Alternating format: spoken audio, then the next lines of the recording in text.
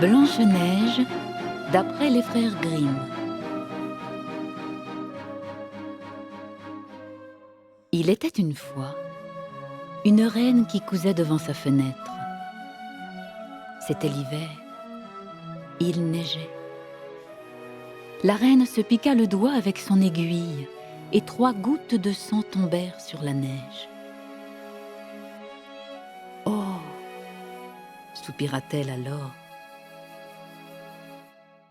Comme j'aimerais avoir un enfant à la peau aussi blanche que la neige, aux joues aussi rouges que le sang, et aux cheveux aussi noirs que l'ébène de cette fenêtre. » Quelques mois plus tard, la reine mit au monde une ravissante petite fille, à la peau blanche, aux joues rouges et aux cheveux noirs, qu'elle décida d'appeler Blanche-Neige. Hélas, la reine mourut peu après. Au bout d'1 an, le roi prit une autre femme.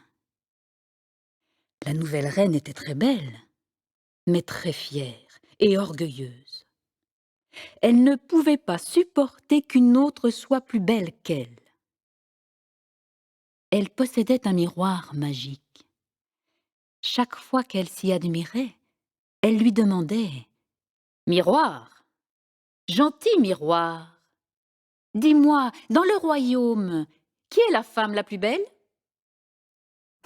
Et le miroir lui répondait « Vous êtes la plus belle du pays, madame. » Alors la reine était contente, car elle savait que le miroir disait la vérité.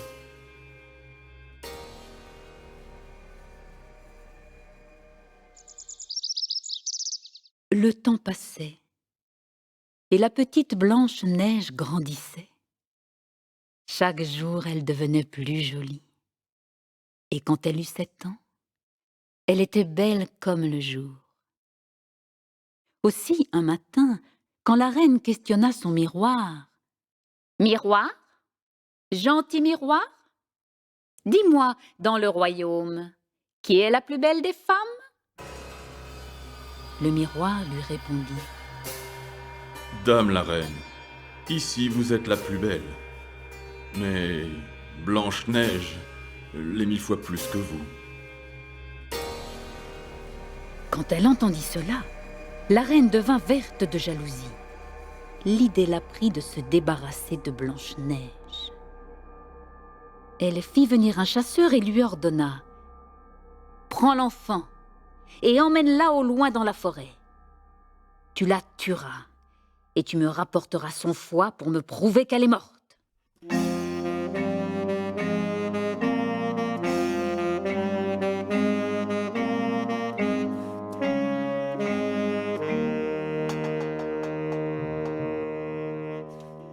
Le chasseur emmena Blanche-Neige avec lui dans la forêt. Mais au moment où il levait son couteau pour la tuer, la jeune fille le supplia. « Laisse-moi la vie sauve. Je m'enfuirai à travers bois et ne reparaîtrai jamais. » Le chasseur, pris de pitié, la laissa partir. Il était certain que les bêtes sauvages auraient tôt fait de la dévorer. Mais il avait le cœur soulagé d'un gros poids.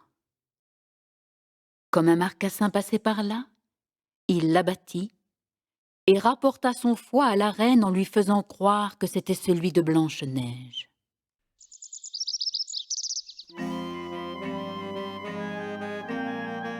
Blanche-Neige s'enfuit, seule et apeurée. Elle courait droit devant elle, s'écorchant aux épines et sur les pierres pointues. Des bêtes sauvages venaient la frôler, mais ne lui faisaient pas de mal.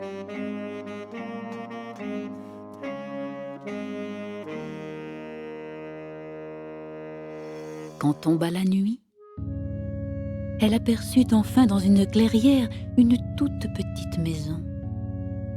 Dans cette maison, il y avait une table déjà mise, avec sa nappe blanche et 7 petites assiettes remplies de soupe.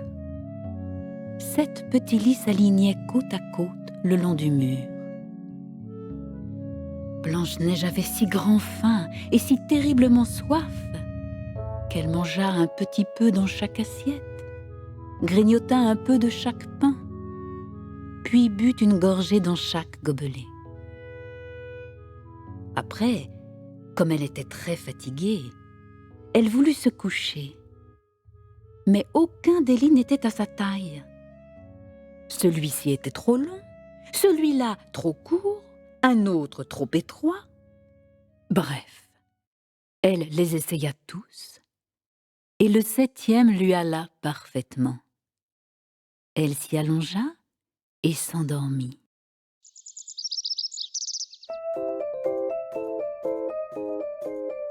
Les maîtres du petit logis ne rentrèrent qu'à la nuit noire. C'étaient les 7 nains qui piochent et creusent les montagnes pour trouver de l'or. Ils allumèrent leurs bougies et s'aperçurent que quelqu'un était entré chez eux. Qui s'est assis sur ma chaise?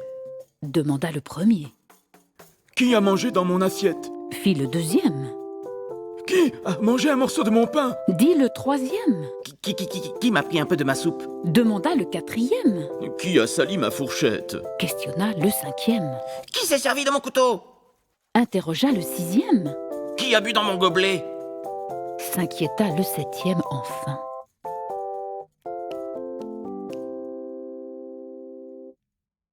Le premier vit alors qu'il y avait un creux dans son lit et il s'exclama.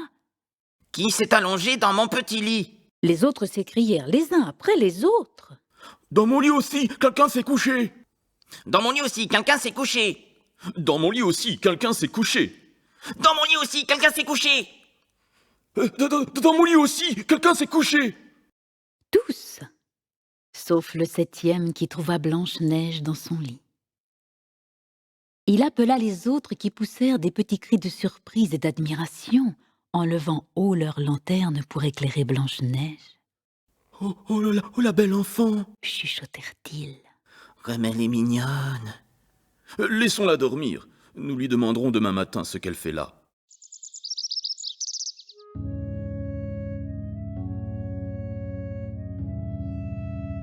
Au jour, quand Blanche-Neige se réveilla, elle eut grand peur en voyant les 7 nains autour d'elle. Mais ils avaient l'air si gentils qu'elle leur raconta tous ses malheurs.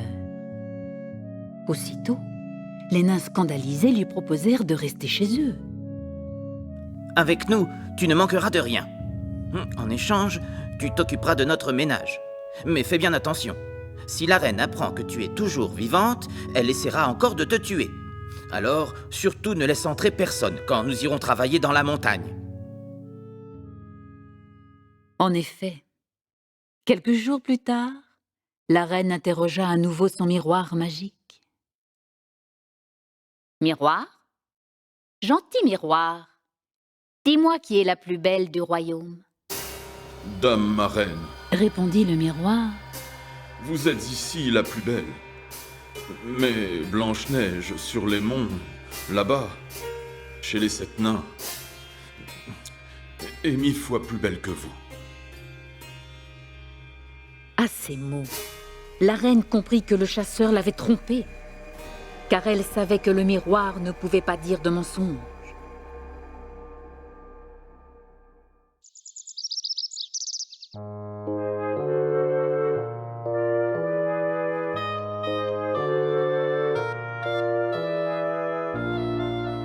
La reine décida de supprimer elle-même Blanche-Neige, car la jalousie la dévorait et ne lui laissait pas de repos. Elle s'habilla comme une vieille marchande, puis se barbouilla le visage pour se rendre méconnaissable. Elle passa les 7 montagnes jusque chez les 7 nains et frappa à la porte en lançant le cri de la colporteuse. « De beaux articles à vendre, des rubans de toutes les couleurs. » Blanche-Neige vint regarder à la fenêtre et cria. « Bonjour, ma bonne dame, qu'est-ce que vous vendez ?» La fausse marchande lui montra un beau ruban tressé de soie multicolore. « C'est une brave femme, » pensa Blanche-Neige, qui la fit entrer. Sans méfiance, elle la laissa mettre le nouveau ruban à son corset. Mais celle-ci le serra si fort que Blanche-Neige cessa de respirer et tomba comme morte. Et voilà pour la plus belle! Ricana la vieille qui sortit précipitamment.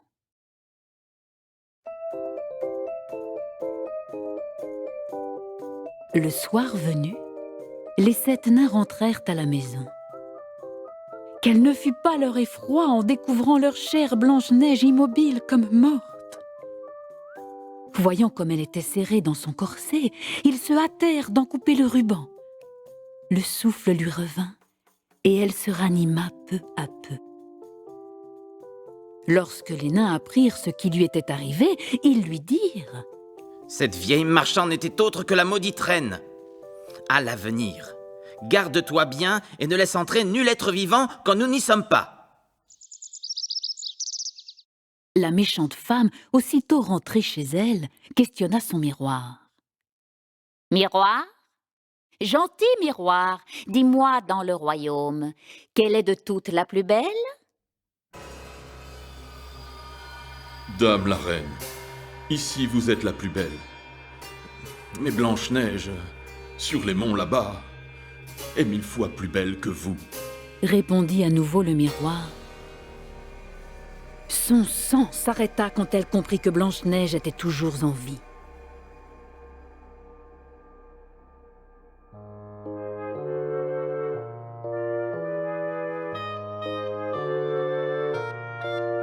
Comme elle connaissait les secrets des sorcières, elle fabriqua un peigne empoisonné.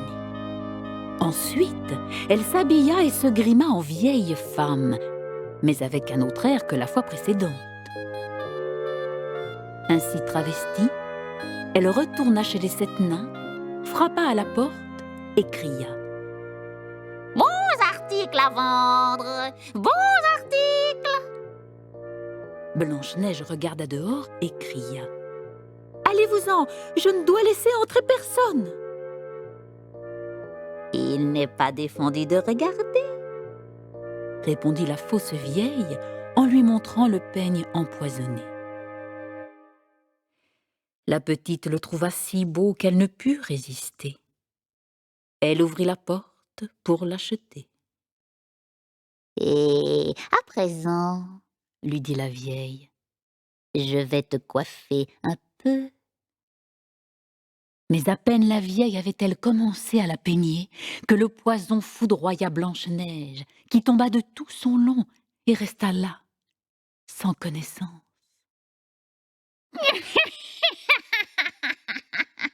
Et voilà pour toi! Merveille de beauté! Ricana la vieille qui s'éloigna bien vite. Par bonheur, la nuit ne tarda pas à venir et les 7 nains à rentrer. En voyant Blanche-Neige étendue sur le sol, ils pensèrent tout de suite à l'affreuse marâtre, cherchèrent ce qu'elle avait bien pu faire et trouvèrent le peigne empoisonné. Dès qu'ils l'eurent ôté de ses cheveux, Blanche-Neige revint à elle et leur raconta ce qui lui était arrivé. De nouveau, ils la mirent en garde et lui recommandèrent de ne plus jamais ouvrir la porte à qui que ce soit.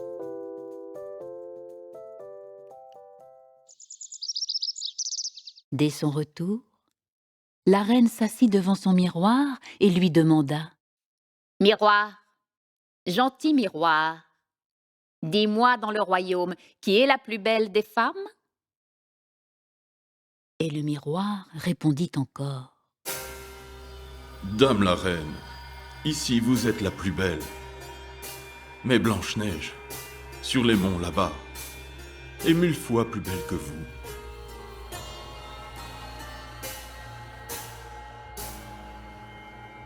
Tremblante de rage et de fureur, la reine confectionna un terrible poison qu'elle mit dans une pomme.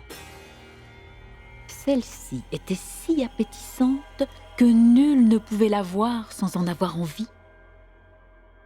Mais une seule bouchée, et c'était la mort. La reine se costuma en vieille paysanne, puis se rendit chez les 7 nains.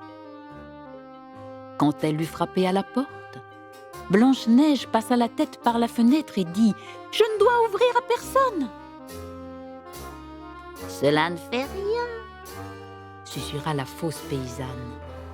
je voulais juste te donner une pomme. » « Non, merci, je ne dois rien accepter non plus. » Regarde, dit la paysanne en coupant la pomme en deux. la moitié rouge, c'est pour toi, et la blanche, je la mange, moi. Quand Blanche-Neige vit la paysanne croquer à belles dents dans sa moitié de pomme, elle ne put résister et tendit le bras pour prendre l'autre moitié.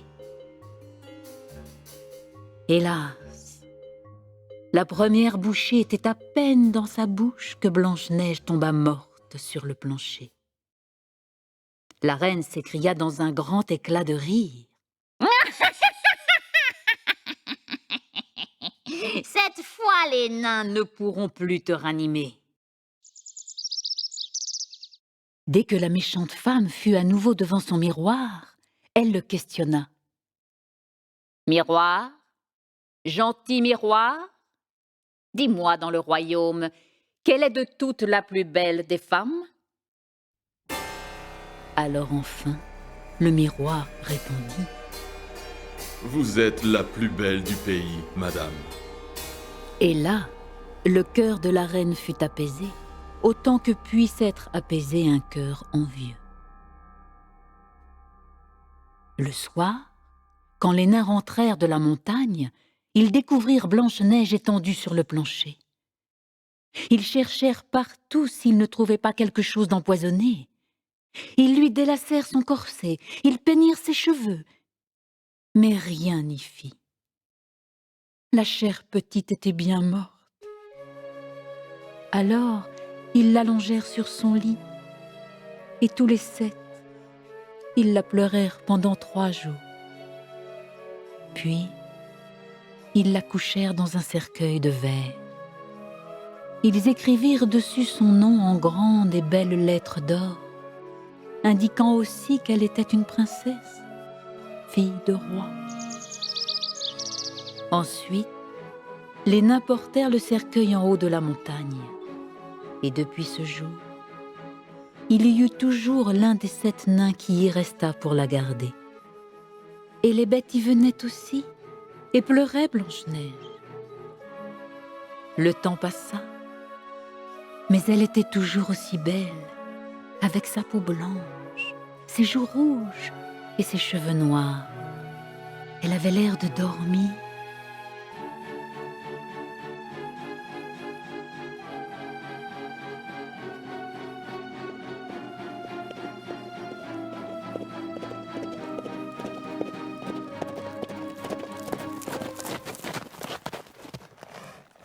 Un jour, s'approcha un prince qui s'était égaré dans la forêt. Dès qu'il vit Blanche-Neige, il tomba amoureux d'elle. Alors le prince dit aux 7 nains : « Je ne puis pas vivre sans avoir Blanche-Neige toujours auprès de moi. Je vous en prie, laissez-moi emporter son cercueil dans mon palais. Je la traiterai comme ce que j'ai de plus cher au monde. » Les bons nains, émus par tant d'amour, acceptèrent. Les serviteurs du prince chargèrent le cercueil sur leurs épaules et l'emportèrent. Mais voilà que l'un d'eux trébucha contre une racine. La secousse fit rendre à Blanche-Neige le morceau de pomme qui lui était resté dans la gorge. Ainsi libérée du poison, la jeune fille ouvrit les yeux, souleva le couvercle de verre et se redressa, ayant retrouvé la vie. « Oh, mon Dieu, mais où suis-je » s'exclama-t-elle. « Tu es près de moi, » lui répondit le prince, tout heureux. « Je t'aime, et tu m'es plus cher que tout au monde. Viens avec moi au château de mon père. Tu seras mon épouse. » Alors Blanche-Neige l'aima aussitôt et accepta de le suivre. On s'apprêtait à célébrer leurs noces dans la magnificence et la somptuosité. Mais à ce grand mariage princier, la maudite marâtre de Blanche-Neige fut aussi invitée. Quand la reine se fut richement parée, elle questionna son miroir. « Miroir, gentil miroir, dis-moi, dans le royaume, qui est la plus belle des femmes ?» Dame la reine, Répondit le miroir. ici vous êtes la plus belle. Mais la nouvelle reine est 1000 fois plus belle. Un juron échappa à l'horrible femme qui, dévorée par la jalousie, voulut aller voir cette jeune reine. Lorsqu'elle fit son entrée, elle reconnut immédiatement Blanche-Neige, et la frayeur la fit mourir sur place.